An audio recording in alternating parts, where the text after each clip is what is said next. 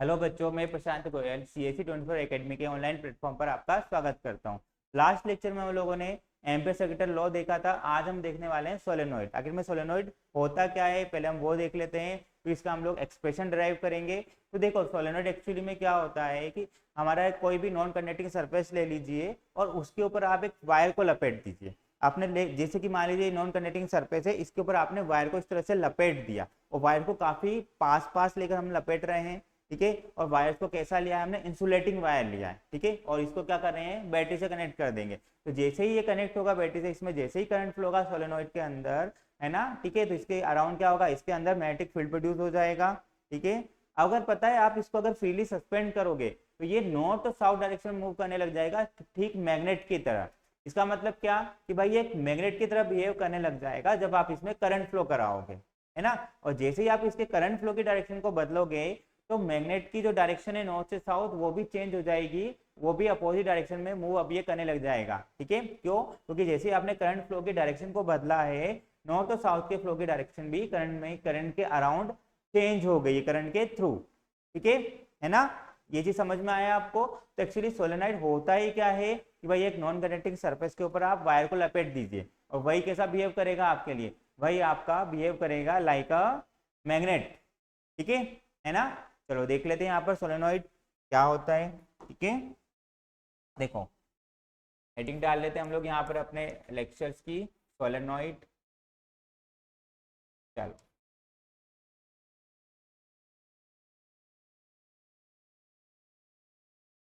ये लिया, है ना। इसके अराउंड हमने क्या किया,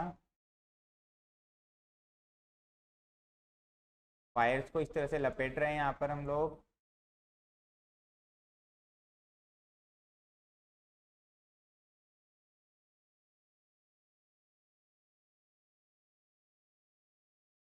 ठीक है ना।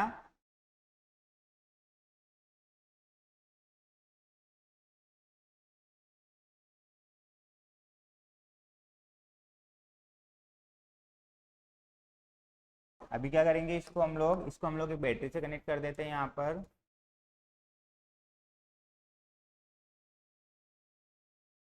जैसे ही हम स्विच को कनेक्ट करेंगे, जैसे ही इसमें करंट फ्लो होगा, इसके अराउंड मैग्नेटिक फील्ड प्रोड्यूस हो जाएगा। और जैसा मैंने बताया कि अगर हम इसको फ्रीली सस्पेंड करते हैं तो नॉर्थ और साउथ की ओर ये मूव करने लग जाता है। ठीक है ना। अच्छा, एक चीज यहाँ पर समझो आप कि जैसे ही हम लोग इसमें क्या हुआ, जब आपने कंडक्टर लिया आपने जो भी, है ना। ठीक है, जो वायर लपेटा हुआ है, अगर आप देखोगे तो करंट यहाँ पर क्या हो रहा है, ऊपर वाले पार्ट से बाहर निकल रहा है, नीचे वाले पार्ट पे एंटर कर रहा है। ऊपर से बाहर निकल रहा है, नीचे से एंटर हो रहा है। ऊपर से बाहर निकल रहा है आपका करंट और नीचे से एंटर कर रहा है। ठीक है, ये चीज आपको क्लियर है? तो देखो मैं यहाँ पर इसका एक और डायग्राम बना सकता हूँ इस तरह से। ये लिया हमने स्ट्रिप। ठीक है ना। चलो देखो, यहाँ पे जो वायर लपेटा है हम ले लेते हैं यहाँ पर, इसका रेडियस कितना, इस पार्ट का आर के एक्सिस से। ठीक है, चलो तो देखो यहाँ अगर आप क्लियरली समझोगे तो यहाँ पर क्या हुआ आपका, यहाँ से करंट आपका बाहर आ रहा है, तो हम यहाँ पे इसको किससे दिखाएंगे, डॉट से शो करेंगे इस तरह से।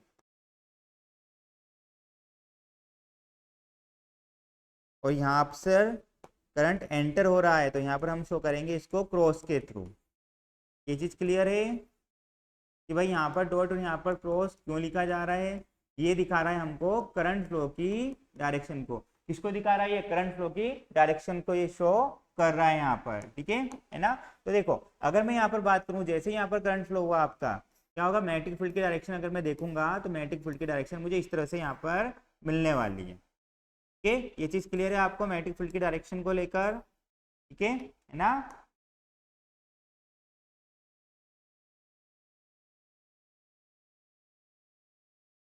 ये होगा आपका मैग्नेटिक फील्ड की डायरेक्शन जो आपको यहाँ पर मिलने वाली है।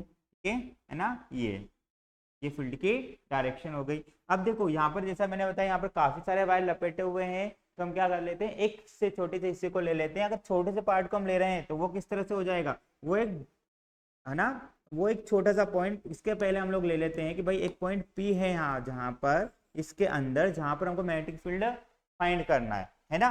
तो इस पॉइंट पी से कुछ एक्स डिस्टेंस पर हम क्या करते हैं, एक छोटा सा हिस्सा ले लेते हैं इसका, डी एक्स।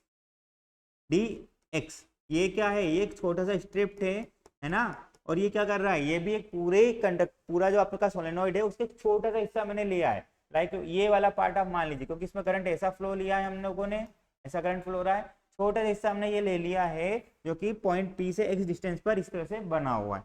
अब देखो हमको क्या करना है, पॉइंट पी पर फील्ड निकालना है। क्या करते हैं हम लोग, इसको से ज्वाइन करा देते हैं, ठीक है ना, जो कि कितना बना रहा है यहाँ पर, थीटा एंगल बना रहा है। ये इसका एक्सिस है, ठीक है, ये इसका क्या है, एक्सिस लिया है हमने, और ये डिस्टेंस कितना है आपका, आर है, ठीक है ना।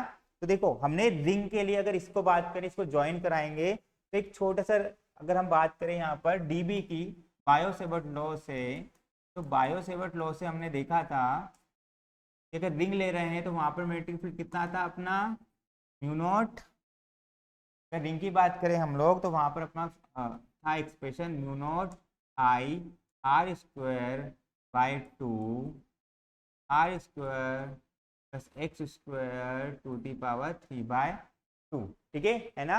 ये एक्सप्रेशन हमारा बनकर आया था, किसके लिए, एक सोलेनॉइड की, सॉरी एक रिंग के लिए हमने निकाला था जिसका रेडियस क्या था, आर था, ठीक है। ये चीज क्लियर है आपको यहाँ पर। अब देखो अगर मैं यहाँ पर एक चीज आपको बताना चाहता हूँ कि भाई अगर हमने ले लिया है, क्योंकि यहाँ पर वायर क्या है, एक से ज्यादा वायर्स है, ठीक है ना, तो नंबर ऑफ टर्न्स हम ले लेते हैं कैपिटल एन, जो कि क्या है हमारा टोटल टर्न्स है ना, और स्मॉल एन एक चीज है यहाँ पर आपका, ये क्या है आपका number of turns per unit length, ये क्या है आपका number of turns per unit length, है ना। ये ले लेते हैं हम लोग, पूरा जो सोलेनोइड का लेंथ है वो एल है, एल क्या है यहाँ पर आपका, लेंथ ऑफ सोलेनोइड, ठीक है। ये पॉइंट क्लियर है। तो देखो यहाँ पर एक अच्छा सा रिलेशन बनकर आएगा यहाँ पर, वो क्या हो जाएगा आपका, small n equal to capital N by L, है ना। ये एक एक्सप्रेशन यहाँ पर निकल कर आता है हमारे लिए, है ना। एन का यहाँ पर number of turns per unit length. तो देखो अगर इस सर्किट के अंदर करंट फ्लो कितना हो रहा है हमारा टोटल आई, चलो करंट फ्लो की जगह पहले हम लोग यहाँ पर देख लेते हैं कि 1 यूनिट पर, भाई 1 यूनिट की अगर मैं बात करूँ तो नंबर ऑफ टर्न्स कितना है, एन है ना। तो dx यूनिट लेंथ पर नंबर ऑफ टर्न्स कितना होगा, एन डॉट dx हो जाएगा यहाँ पर, ये चीज ठीक है ना। अगर इसमें करंट आई फ्लो हो रहा है ना, तो इसमें कितना करंट फ्लो होगा आपका एन आई डी एक्स। ये चीज क्लियर है क्या, कि भाई एन आई डी एक्स क्या है यहाँ पर आपका, भाई एक पार्ट पर अगर करंट आई फ्लो हो रहा है तो आपका भाई टोटल जो डी एक्स लेंथ लिया है आपने उस पर करंट कितना फ्लो होगा, N I D x flow होगा, ठीक है। अब देखो यहाँ पर हम लोग इस एक्सप्रेशन को रख देते हैं, फिर हमको क्या मिलेगा, mu not N I D X by R square divided by 2 R square plus x square डी/2। ये एक्सप्रेशन हमारा बनने वाला है। अब देखो ये तो मैंने छोटे से हिस्से के लिए ही बताया आपको, अगर मैं पूरे सोलेनोइड के लिए अगर काउंट करने वाला हूँ, अगर पूरे सोलेनोइड के लिए मुझे अगर काउंट करना है तो मुझे क्या करना पड़ेगा, भाई इसको मैं ज्वाइन करा दूं यहाँ से और यहाँ से सोलेनोइड के लास्ट पॉइंट से। तो देखो ये एंगल हमारा बना रहा है कितना, θ2, और ये वाला जो एंगल बन रहा है हमारा वो बन रहा है θ1। इसका मतलब क्या हुआ, आपको मेरे हिसाब से समझ में आ रहा होगा ना क्लियरली। क्या क्या करेंगे हम लोग यहाँ पर, बेटा यहाँ पर करेंगे हम लोग dB का θ2 से θ1 तक इंटीग्रेशन, सही है। अगर मैं ऐसा इंटीग्रेट कर दूंगा इसको तो मुझे क्या मिल जाएगा, ओवरऑल मैग्नेटिक फील्ड मिल जाएगा। क्या ये चीज समझे आप, यहाँ पर क्या करना है हमको, भाई हमने छोटे से हिस्से के लिए लिया था ना, अगर मेरे पूरे सोलेनोइड के लिए निकालना है तो क्या करूंगा, मैं इसको यहाँ से यहाँ तक के लिए ज्वाइन करा दूंगा। तो मैं देख रहा हूँ कि भाई यहाँ पर एंगल θ2 बन रहा है मेरा, और यहाँ एंगल मेरा बन रहा है θ1 उस एक्सिस के थ्रू, ठीक है। और इस θ2 से θ1 के बीच में अगर मैं इसका इंटीग्रेशन कर देता हूँ तो मैं यहाँ पर इजिली इसका मैग्नेटिक फील्ड फाइंड कर सकता हूँ। ये चीज क्लियर है। चलो तो हम क्या करते हैं, यहाँ पर इसका ले लेते हैं पार्ट, θ2 से θ1 तक mu not N I D x R square divided by 2 R square plus x square d/2। अब देखो यहाँ पर हमको कुछ एक्सप्रेशन और फाइंड करना रहेंगे, क्योंकि हमको वहां पर dx को रिप्लेस करना पड़ेगा ना, ठीक है, क्योंकि हम θ1 से θ2 के बीच एक्सप्रेशन निकाल रहे हैं। तो देखो अगर आप यहाँ पर क्लियरली देखोगे तो ये जो मैंने पॉइंट लिया था P, है ना, ठीक है, इसको हम A मान लेते हैं, इसको D मान लेते हैं। तो PAD अगर मैं पॉइंट लेकर चल रहा हूँ तो यहाँ पर मेरा एंगल बन रहा था थीटा, और ये था मेरा x और ये था मेरा r। तो मैं यहाँ पर बना सकता हूँ simply tan theta equal to r by x, then x equal to कितना आ जाएगा मेरे पास r बाय tan थीटा, जो बन जाएगा मेरा r cot थीटा, और इसको हम डिफरेंशिएट कर देंगे, dx इक्वल टू कितना आ जाएगा r cot थीटा का हो जाएगा यहाँ पर कोसेक स्क्वायर थीटा। तो ये dx की वैल्यू भी हमको वहां पे रिप्लेस करना है, ठीक है ना। चलो कर देते हैं,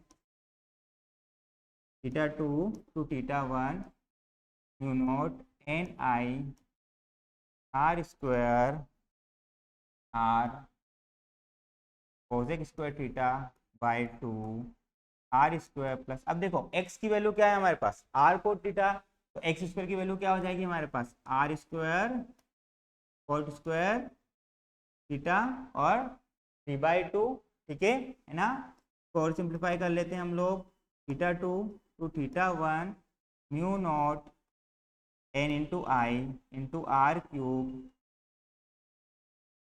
कोसेक स्क्वायर थीटा बाय 2। यहाँ से देखो कॉमन अगर आएगा तो आर स्क्वायर भी कॉमन आ जाएगा यहाँ से, है ना, कितना बन जाएगा 1 प्लस कोट स्क्वायर थीटा। देखो आर स्क्वायर अगर कॉमन आएगा तो आर स्क्वायर इंटू पावर 3/2 है, तो ये हमारा क्या बन जाएगा एक्चुअली में देखा जाए तो ये हमारा बन जाएगा आपका, है ना, ये बन जाएगा हमारा इस 2 इंटू 3/2 से 2 से 2 कैंसिल, देन आर क्यूब बन जाएगा यहाँ पर ये हमारा, ठीक है ना।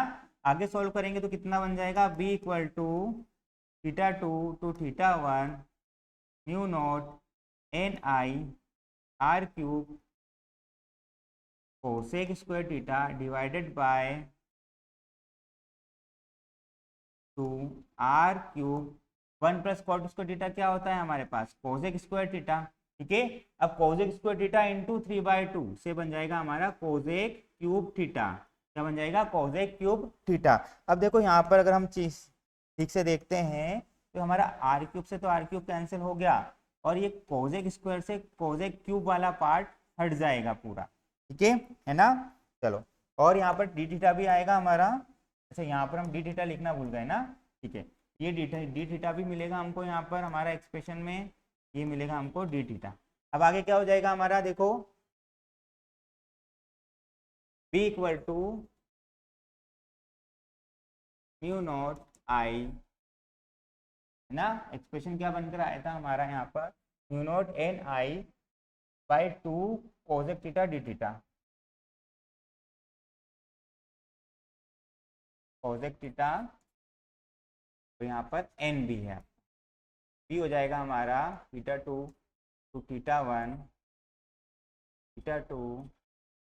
θ1 not N I by 2 cosec ऊपर जाएगा तो कितना बनेगा हमारा साइन थीटा डी थीटा हो जाएगा, बहुत सिंपल है ना। अब देखो जो भी कांस्टेंट है उसको बाहर ले लेते हैं हम लोग, mu naught N I by 2 इसको बाहर ले लेते हैं हम लोग, θ2 से θ1 तक इसका क्या करेंगे इंटीग्रेट कर देंगे, किसका साइन थीटा का। तो साइन थीटा कितना बन के आएगा हमारे पास, साइन थीटा बनकर आएगा हमारे पास माइनस कोस थीटा, तो मैंने इसका माइनस बाहर ले लिया,